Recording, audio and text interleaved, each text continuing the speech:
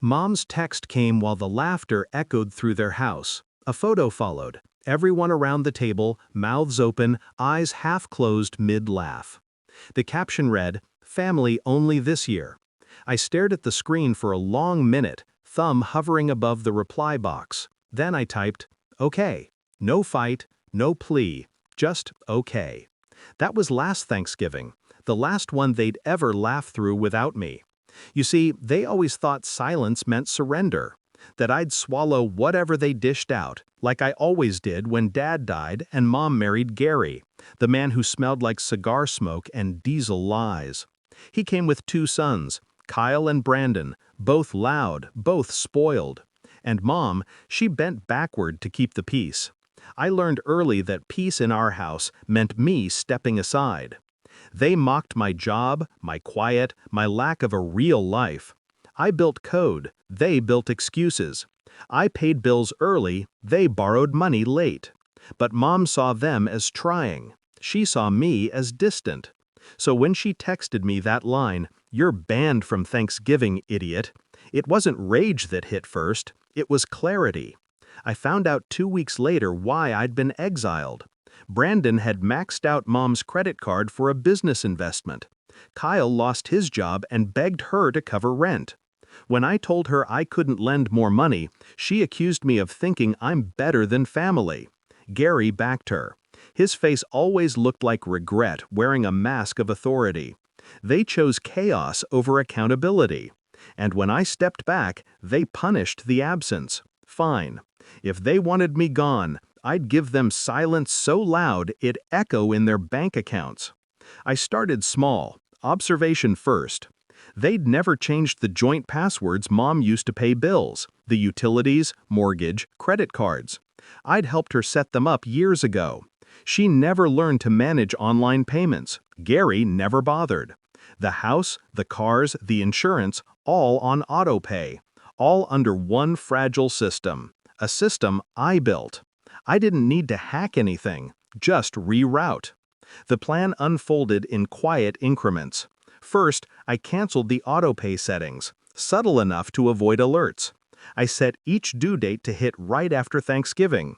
Electricity, gas, cable, water, mortgage, every one of them. Then I redirected Mom's backup email notifications to a folder she never checked, her junk, where she kept messages that made her uncomfortable.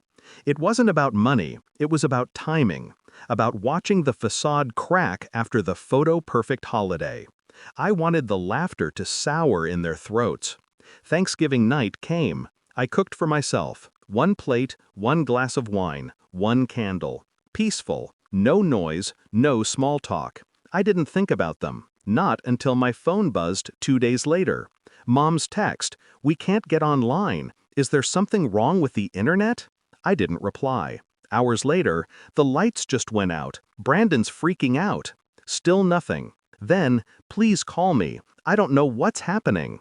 By Monday, the mortgage company was calling. The card declined. The insurance lapsed. I knew because I saw the alerts, each one a small pulse of poetic symmetry. Day 4. My phone lit up. 87 missed calls. I almost laughed. They didn't understand yet, not fully, but the unraveling had begun. Kyle's car got repossessed. Brandon's investment dissolved.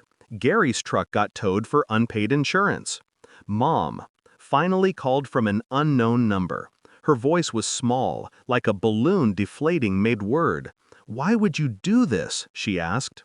I let the silence stretch until it almost broke. Then I said, calmly, "I didn't do anything, Mom. I just stopped fixing your mistakes." She tried to cry, but guilt doesn't sound convincing when it's rehearsed.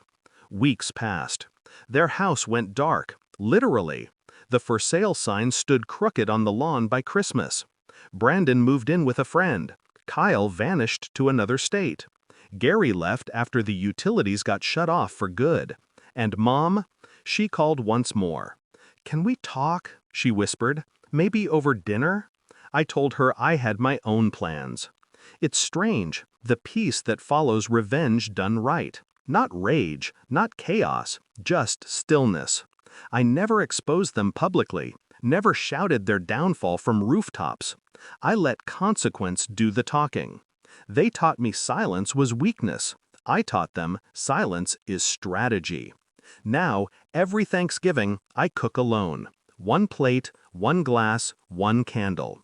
And I raise my fork to the quiet, to lessons learned, to debts collected, to the beautiful echo of 87 missed calls.